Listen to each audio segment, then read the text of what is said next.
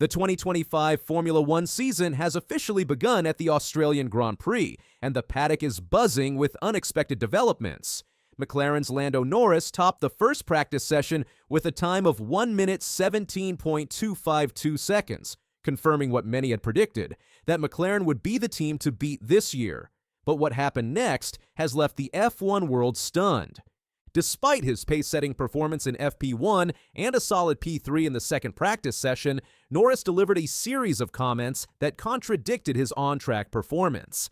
The British driver, who many expect to challenge for the 2025 championship, openly expressed concerns about his McLaren MCL 39, stating he was not happy and not confident with the car. So, Norris remarked when asked about his Friday performance at Albert Park. It was a pretty good start to the weekend. We've got a good baseline, but certainly not happy, like not confident with the car in terms of finding the best balance and being consistent enough, especially on low fuel. What makes these comments particularly striking is that they came after Norris finished just 0.141 seconds behind Charles Leclerc's session-topping Ferrari in FP2. His teammate Oscar Piastri split the pair, finishing second and just 0.017 seconds ahead of Norris. Norris went on to detail specific issues with the MCL 39. On high fuel, I felt good. Just low fuel, still similar to Bahrain, too many inconsistencies, too many problems, so a bit of a struggle. This statement is particularly relevant with qualifying approaching, where low fuel performance is critical. The timing of Norris's comments adds another layer of intrigue. Just 24 hours earlier, during Thursday's media sessions, Norris had made eyebrow-raising remarks about his competitors, particularly Ferrari.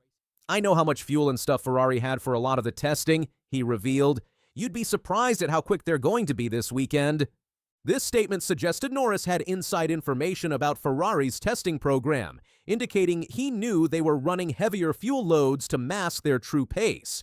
He further emphasized this point by saying, "I think for us, we've kept to ourselves. We kept focused. We want to be quick. We expect to be up there fighting. But I definitely don't think by the margin that everyone is saying." Norris also criticized those who had labeled McLaren as clear favorites. "I'm quite surprised so many people are so short-sighted, especially people you wouldn't expect to be, making so many conclusions before you even start the season. Everyone just wants to play that game of looking like the underdog and playing it down." These Thursday comments positioned Norris as confident and well-informed about the competitive landscape. Yet his Friday statements presented a stark contrast. A driver suddenly concerned about his machinery despite strong performance indicators. Meanwhile, the competition around McLaren showed varied form during Friday practice. Ferrari demonstrated significant pace, with Charles Leclerc setting the fastest time in FP2 with a 1 minute 16.439 seconds. Carlos Sainz, now driving for Williams following his move from Ferrari, impressed by taking P2 in FP1, showcasing unexpected pace from the Williams team. His teammate Alex Albon reinforced this performance by finishing sixth in the same session. Lewis Hamilton's first official practice sessions with Ferrari produced mixed results. The seven-time world champion finished only 12th in FP1, a full 6/10 behind his teammate Leclerc. Hamilton was heard over team radio saying he was struggling to turn the SF25, indicating potential adaptation challenges in his new environment. Reigning world champion Max Verstappen and Red Bull appear to be facing unexpected difficulties. Verstappen finished 5th in FP1 and dropped to 7th in FP2, 0.624 seconds off Leclerc's pace. The Dutchman was candid about Red Bull's position, stating they are definitely lacking a bit to fight at the front. The balance wasn't even completely out, like no massive or major problems, but somehow the grip was not coming alive and just struggling on all four tires, really in Sector 1 and the last sector, Verstappen explained. When asked if these issues would be easy to resolve, he added, "The problem is that it's not really like I have major balance problems, so I think it will be a bit hard to fix." Verstappen's new teammate, Liam Lawson, faced even greater challenges, finishing 16th and 17th in the two practice sessions. Lawson admitted, "I'm comfortable but just too slow. We have a lot of work to do overnight." In contrast to Norris's concerns, his teammate Oscar Piastri displayed a more positive outlook. The Australian, competing in his home Grand Prix, expressed satisfaction with McLaren's performance. "It was pretty encouraging," Piastri said. "The pace was pretty solid.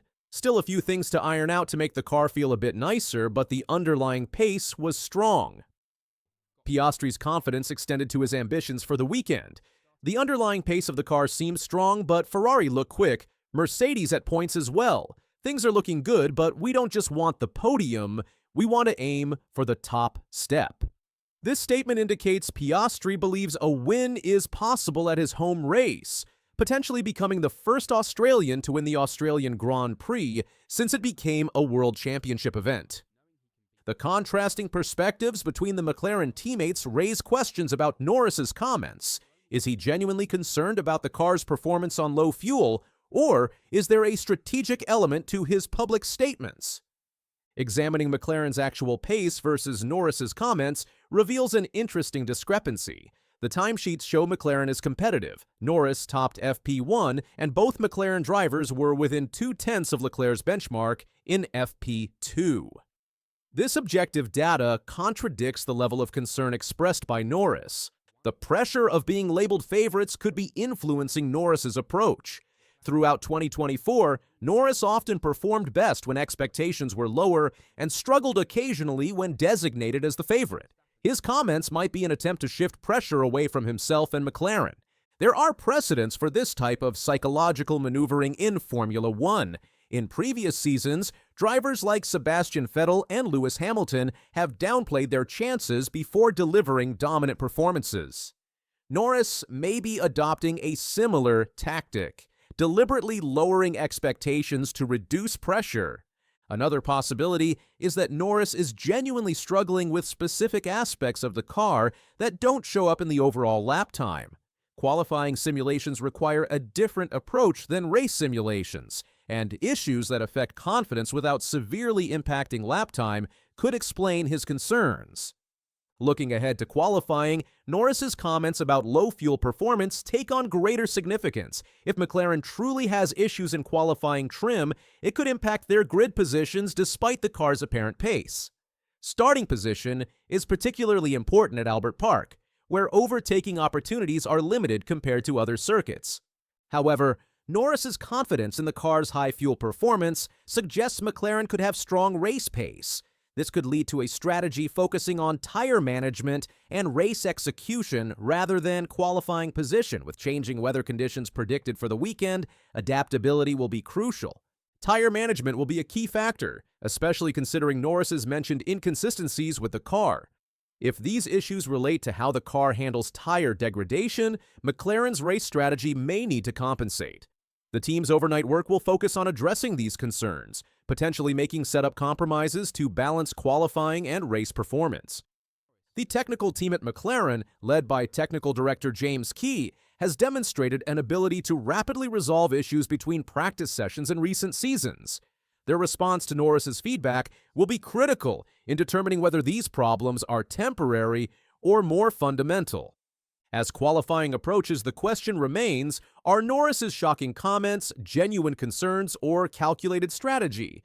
The timesheet suggests McLaren has the pace to compete at the front, but Norris's own assessment paints a different picture. The battle between McLaren and Ferrari appears to be the primary narrative emerging from the first day in Melbourne, with Red Bull unexpectedly on the back foot. Norris's comments have added an element of uncertainty to what many expected to be a straightforward McLaren dominance. Final lap of the race, second race of the season. Who appears in our picture in the lead? It's Oscar Piastri, who gets past, but Lundgaard's going to risk it. A young Australian sensation, already making waves as one of the brightest talents in Formula One, has just made a game-changing decision. One that could shape the future of McLaren and the entire F1 grid. McLaren is putting its trust in him as the face of their future. Homegrown hero Oscar Piastri today securing his spot on the McLaren team until 2028. We've gone early and extended it even further. But what does this mean for the team, his teammate Lando Norris, and the rest of the competition? Let's discuss this. Trying to go around the outside of Hamilton, who gets an elbow out, and it's still Hamilton in third.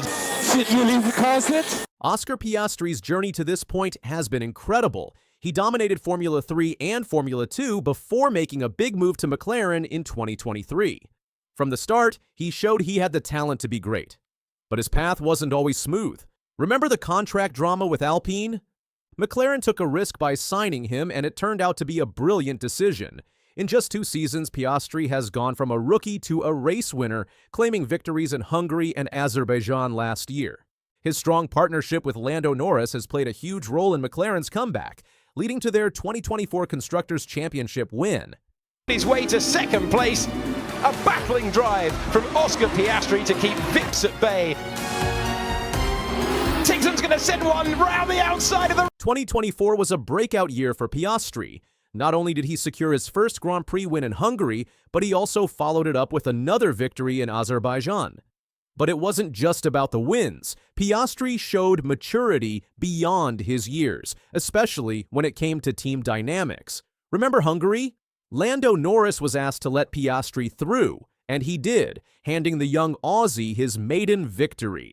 Then there was Monza, where Piastri overtook Norris on the opening lap, sparking some tension. But despite these moments, the duo has largely worked in harmony, with McLaren declaring Norris as the priority for the title fight last season. Piastri's willingness to play the team game while still delivering results has made him an invaluable asset to McLaren. Lando Norris is backing off. He was on the cusp of a second Grand Prix victory. And it's a situation that DC knows from his career. A swap of positions. Fast forward to today, and Piastri has just announced a multi-year contract extension with McLaren, keeping him in papaya until at least 2028.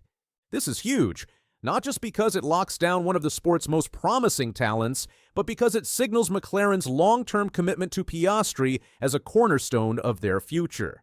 In his own words, Piastri said, "It's a great feeling knowing that I'm part of McLaren's long-term vision.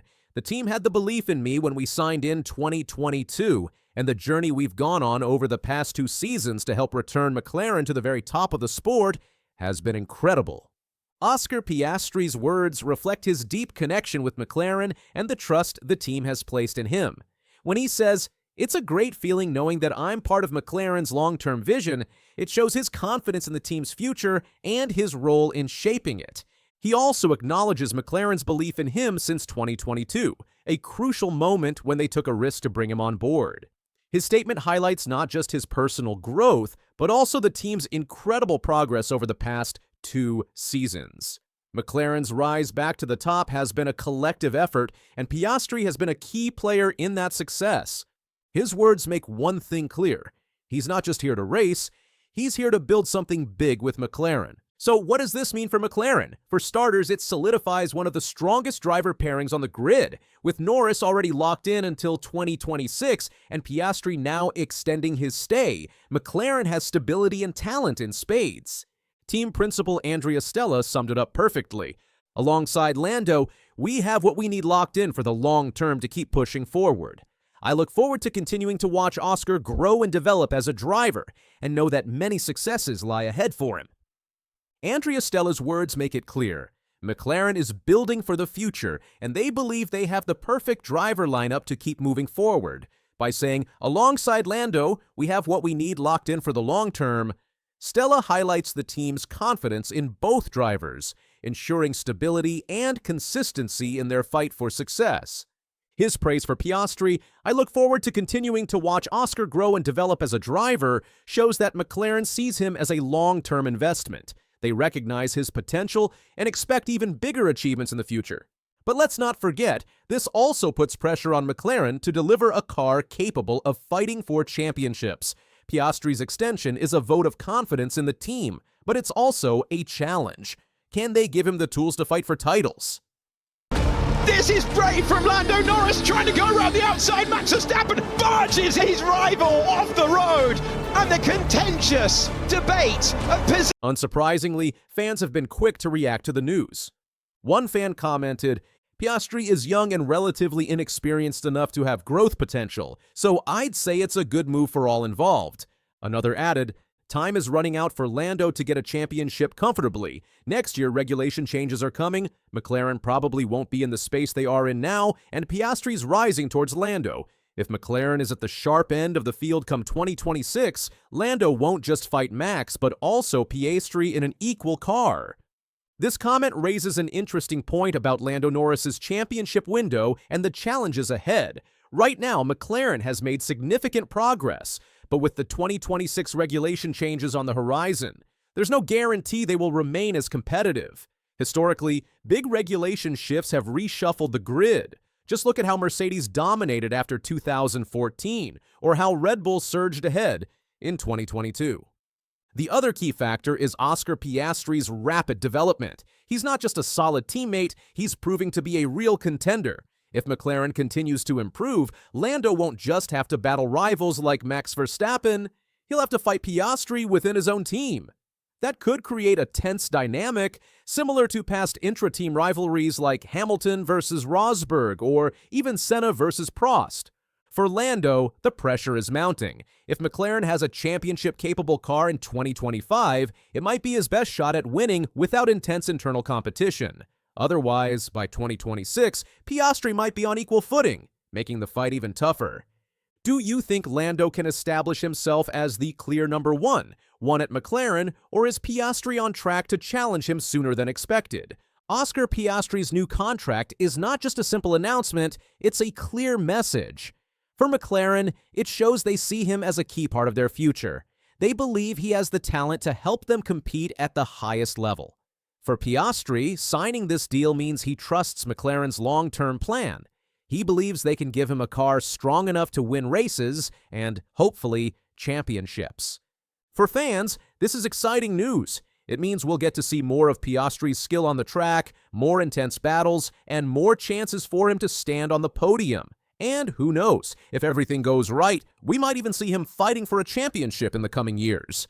Lewis Hamilton's arrival at Ferrari has already sent shockwaves through the world of Formula One. But now, just days before his first race with the Scuderia, a series of critical upgrades to the SF25 have been revealed. The Formula One world was left stunned when Lewis Hamilton, a 7-time world champion, made the shocking decision to join Ferrari for the 2025 season. Fans and experts alike were eager to see how the legendary driver would adapt to his new team. But now, as the excitement settles and preseason testing comes to an end, reality is beginning to set in. And it's not looking as smooth as many had hoped. Renowned F1 pundit and racing driver Martin Brundle has offered a worrying assessment of Hamilton's early days with Ferrari. He described the new SF25 as a really nasty car to drive, suggesting that the transition might be tougher than expected. If one of the sport's most skilled drivers is struggling, what does that mean for his future with the iconic Scuderia? Is this the start of a challenging and frustrating chapter for Hamilton at Ferrari? Or is it just a temporary setback for a driver who has built a career on overcoming obstacles? One thing is certain, Formula One fans around the world will be watching closely as this story unfolds. Let's explain this.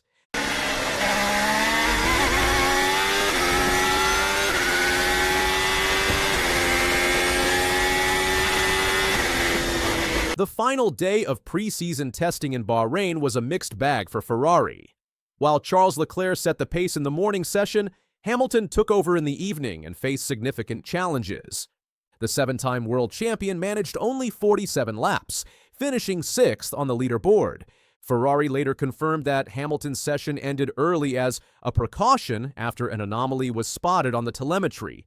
Brundle, analyzing onboard footage, didn't hold back in his assessment. He remarked, "That Ferrari looks really difficult to drive this afternoon. Hamilton is really struggling to get it into the apex. It looks really, really nasty behind the wheel."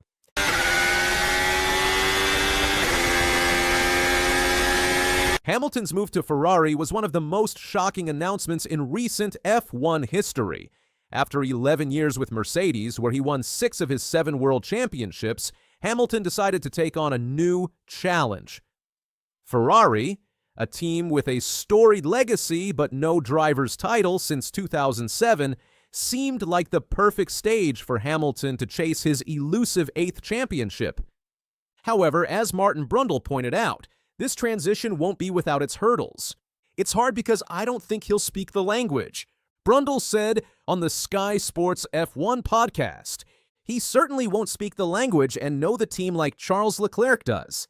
Not the best weather, but it doesn't matter because this news is exciting. I'm going to tell my son Hendrik, see if he's excited about it. There we go. Hamilton's integration into Ferrari is more than just a driver change. It's a complete cultural shift, one that could significantly shape his experience and performance in the coming seasons. Ferrari, an Italian institution with a deep-rooted racing heritage, operates in a unique way compared to the British-based teams Hamilton has spent his entire career with, such as McLaren and Mercedes. The organizational structure, decision-making process, and even the day-to-day interactions within the team will be a stark contrast to what he's accustomed to. One of the biggest challenges Hamilton may face is the language barrier. While many Ferrari engineers and team members speak English, Italian remains the primary language of communication within the team. This could make technical debriefs, strategy discussions, and even casual interactions more complex. Unlike Charles Leclerc, who has been with Ferrari since 2019 and speaks fluent Italian, Hamilton will need time to adjust and find his rhythm within the team's communication structure. Misunderstandings in high-pressure situations, especially during races, could pose an additional challenge. Ferrari's team dynamics will be a new challenge for Hamilton. At Mercedes, he was the clear leader, but at Ferrari, Leclerc's deep ties with the team could create an internal power struggle.